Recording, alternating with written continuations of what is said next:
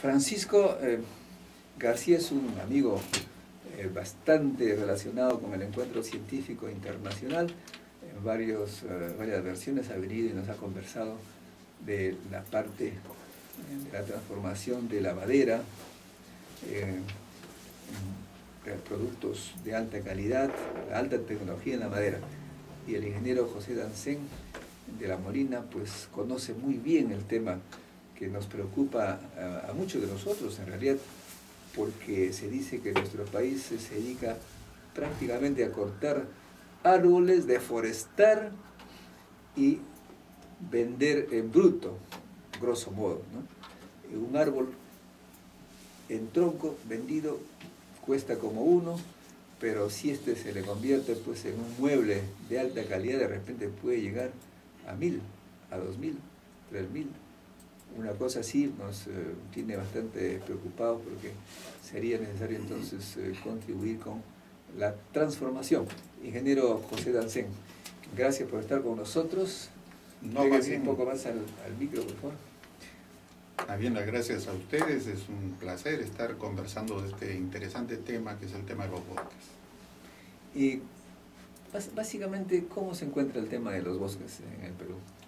Bueno, hay que verlo desde dos perspectivas. Una, con el optimismo necesario que creo que todos los que conocemos algo de bosques sentimos.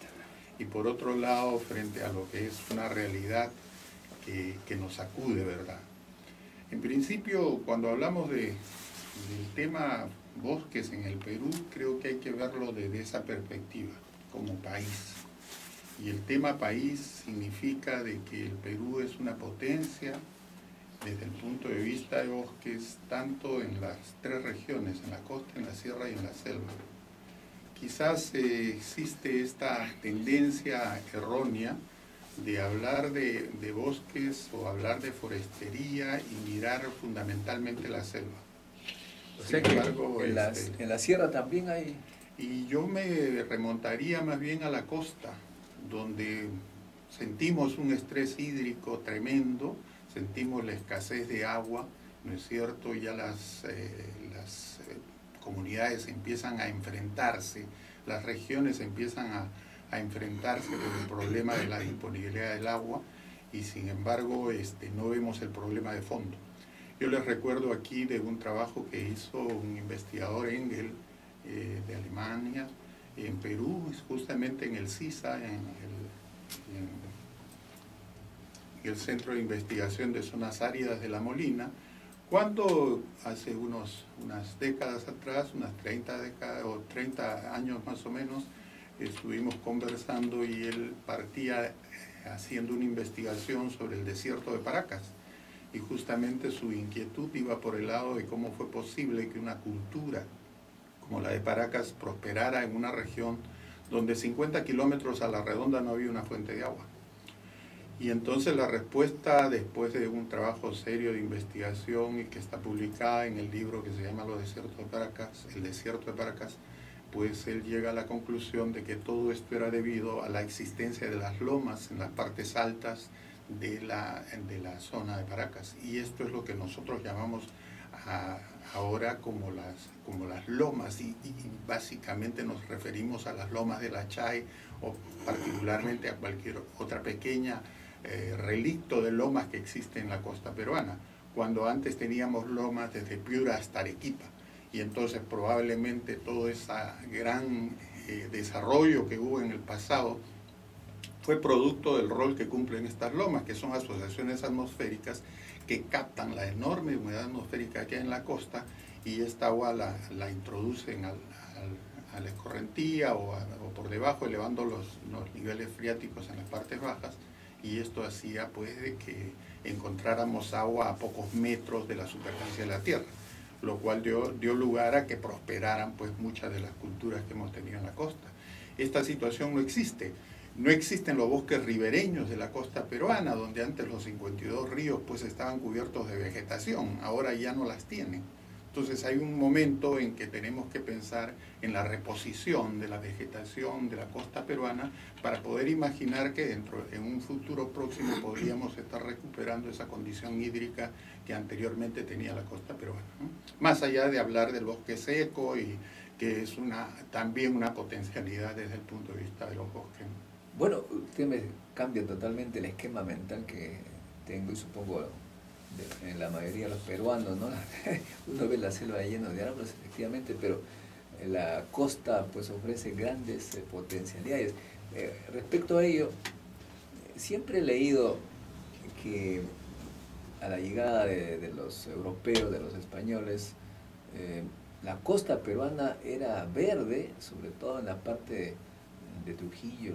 Los chicas chimus habían dejado grandes extensiones de tierras cultivables, aprovechando canales que ellos mismos habían construido. ¿Qué sabe usted respecto a eso? ¿Es cierto o es un mito más? Bueno, las historias están ahí, y en efecto muchos dicen de que Pizarro escogió Lima porque Lima era un vergel, Lima era un lugar maravilloso donde estar. Las anécdotas de la historia cuentan que los recorridos que se hacían antes del Callao hasta el centro de Lima, pues la gente no se exponía al sol porque caminaba por debajo de los árboles, y entonces es fácil imaginar de que sí, pues las mejores tierras de repente agrícolas y forestales se encuentran en la costa peruana. Basta con recordar que Chile es una franja de costa y es uno de los primeros países productores de madera. Es realmente una cosa que tenemos que mirar con mucha atención, ¿no? Y la sierra, en la caminata por la ciencia que hacemos en los primeros días de mayo, hemos visto, por ejemplo, en la parte de la Libertad, la Sierra de Otusco, a 45 minutos de Trujillo, unas laderas grandes, muy propicias para la agricultura, que están completamente, como diríamos en peruano, calatas, no hay nada, o sea, no hay árboles, no hay agricultura, y hay pues allí un potencial, me parece, no aprovechado. ¿También usted cree que eso antes tenía bosques? Por lo menos sabíamos que había venados. Para que haya venados supongo que había cierto hábitat adecuado, ¿no? Sí, yo creo que aquí hay algo paradójico. Nosotros estamos acuñando el término con mucha frecuencia del desarrollo sostenible, y curiosamente lo primero que hacemos para avanzar hacia un desarrollo sostenible es destruir. Y entonces destruimos y después queremos hacer el desarrollo sostenible, y no necesariamente miramos el entorno ambiental que tenemos y empezamos a trabajar con las riquezas que existen. Entonces esta costumbre no es de ahora, esta costumbre ya viene seguramente desde la época de la conquista para adelante. Y entonces ahora hablamos de relictos, y hablamos de relictos de bosques, y en la zona andina pues las cifras que se ofrecen hablan de varios millones de hectáreas de bosques de quinoales, que ahora pues hay que encontrarlos con lupa. Entonces hay sin duda una cultura que ha sido perniciosa para la conservación y la calidad del ambiente en la zona de sierra. Y se sabe mucho de que en efecto el poblador andino fue empujado pues hacia las partes altas, cuando de pronto los valles y las partes altas eran más bien boscosas, y los valles eran los que propiciaban los alimentos necesarios, ¿no? Entonces creo que hay sin duda una necesidad de ir reconstruyendo esa historia que puede convertirse en el futuro de nuestro país, ¿no? Oiga, yo tengo algunas chacritas que me ha dejado mi abuelo, mi madre, no mi abuelo porque mi madre estaba conmigo ya desde jovencita en la costa, y me aconsejan pues, ya que no estoy por allí, sembrar árboles para que sin estar en el lugar pues enriquecer.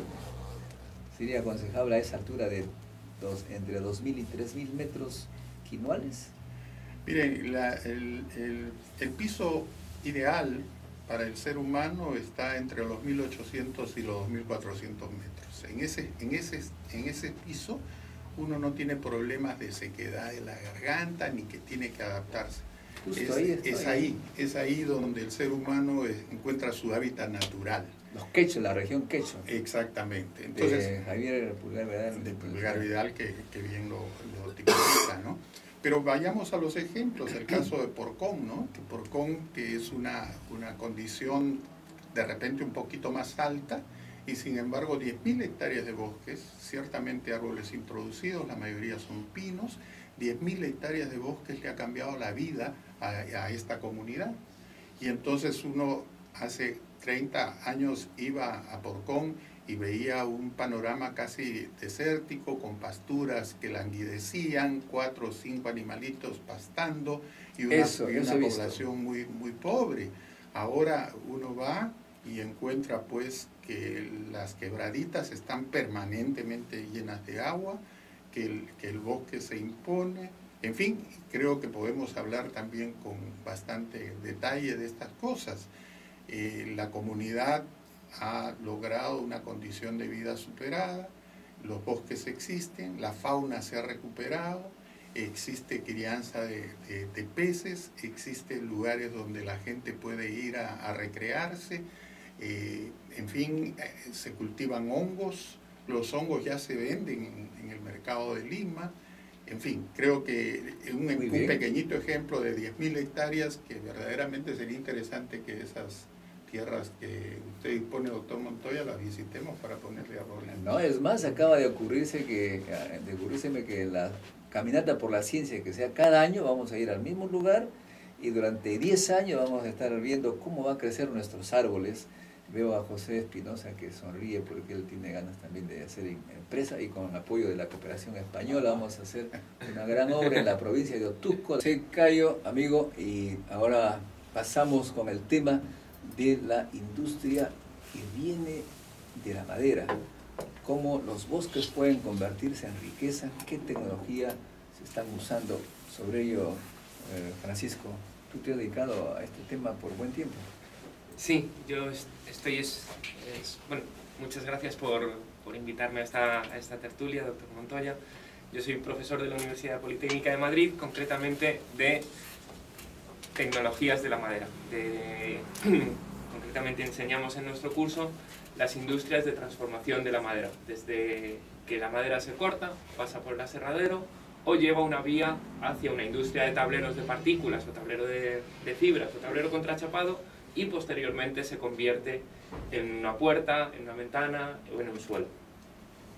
Eso significa un poco lo que decía hace un momento, un tronco que podríamos venderlo pues por $100, $200, un árbol, podría convertir efectivamente en unos $50.000. Efectivamente.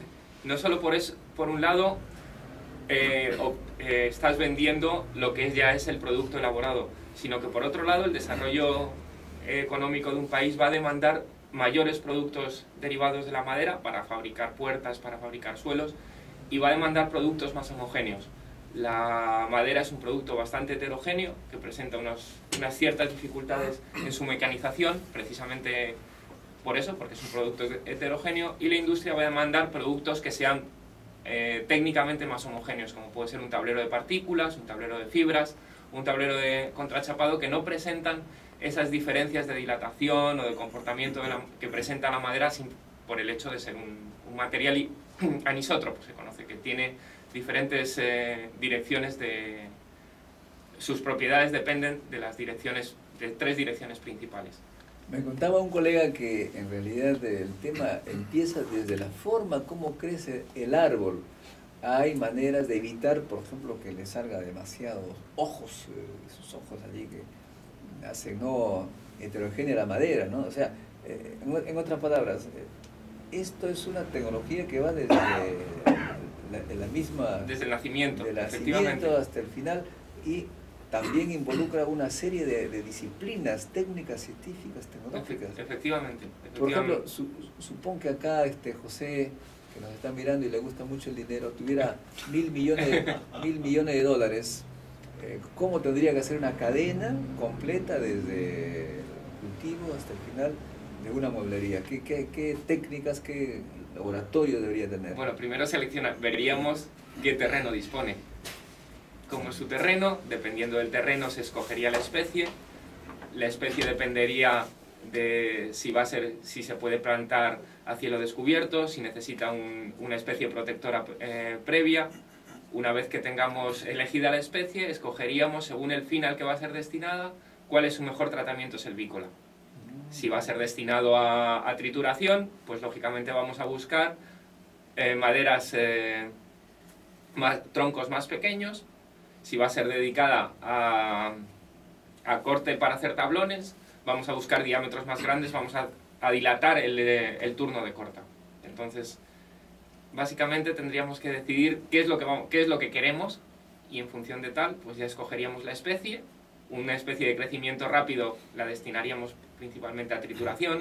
Una especie de crecimiento lento, suelen ser maderas más preciosas, la destinaríamos a tablón para hacer muebles.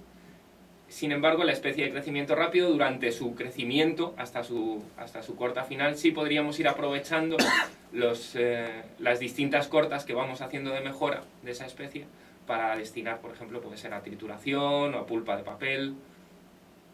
Hay toda una ciencia, dependiendo de lo que queramos tener, eso escogeremos a la hora de plantar. Ya se desanimó José, es muy complicado. No, me parece muy interesante lo que dice nuestro colega español, ¿no? O sea, Francisco García.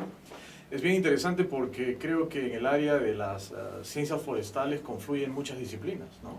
Sí, efectivamente. Y unas disciplinas que, digamos, que contribuyen también en el hecho de que se tengan cultivos mucho más rentables, más eficientes y con características determinadas, es la aplicación de la biotecnología a la forestería, ¿no? Ahora, de punto de vista, cuando tú dices, bueno, ¿qué queremos? Quiero muebles pues, de primera calidad, eso significa también tener, por supuesto, técnicos en diseño, ¿no?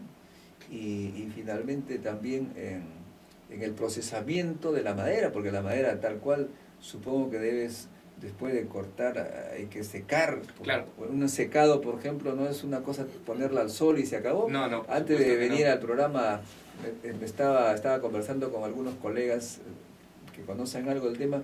El proceso de secado de la madera es toda una ciencia compleja. Explícanos cómo es eso. El proceso de secado de la madera es un proceso complejo, depende de cada especie, depende de la humedad final que tú quieras obtener para esa madera. La madera es un material higroscópico y se adapta, absorbe humedad del ambiente o cede humedad al ambiente para estar en equilibrio. Entonces, ese es uno de los grandes problemas de la madera. Por eso hay veces que la madera merma cuando tú has hecho un mueble, y hay veces que la madera se expande cuando tú has hecho el mueble y se te desarma, porque tú tienes que fabricar el mueble con la madera a la humedad a la que se va a utilizar ese producto, ese mueble, esa puerta. Algunos piensan que hay que secarla completamente, ¿no? Porque si va a vivir en un lugar donde hay humedad, tendría que ya desde el principio de la construcción hacerla con el contenido de humedad donde va a vivir. Efectivamente.